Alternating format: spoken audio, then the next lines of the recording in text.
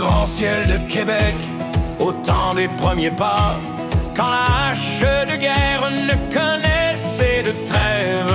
Montréal n'était qu'un rêve et les nations luttaient, mais une voix s'élevait pour la paix, la clarté. Kondiaronk, leur ont dit, leur a parlé sien, un esprit fait fort parmi les anciens du peuple Wendat. Sa sagesse jaillissait face aux guerres sans fin, son cœur ne pliait.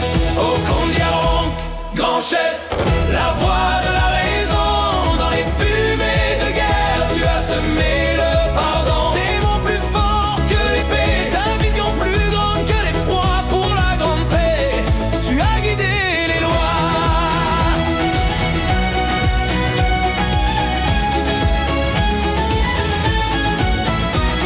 Il a vu ses frères souffrir, les territoires ravagés, les nations déchirées par des conflits acharnés. Il a parcouru les sentiers, rencontré chaque clan, des Algonquins aux Iroquois, traçant un grand plan. Il a su déjouer les pièges, des paroles cachées, les intrigues des marchands, les alliances brisées. Avec force et éloquence, il a prêché l'union pour que cessent les pleurs et les destructions. Ô Kondiaronk, grand chef, la voix de la raison, dans les fumées de guerre, tu as semé le pardon. Des mots plus forts que l'épée, ta vision plus grande que l'effroi pour la grande paix, tu as guidé les lois. En 1701, la grande rencontre eut lieu à Montréal sur l'île, sous les mêmes cieux, des canaux par centaines. Les chefs se sont assis autour du grand calumet, la paix enfin saisie.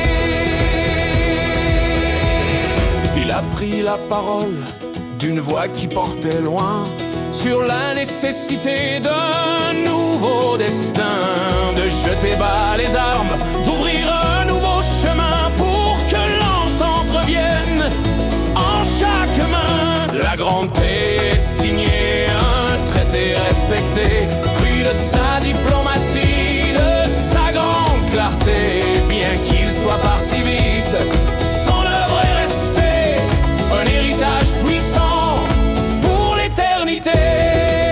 Ô Kondiaronk, grand chef, la voix de la raison, dans les fumées de guerre, tu as semé le pardon. Des mots plus forts que l'épée, ta vision plus grande que l'effroi pour la grande paix, tu as guidé les lois.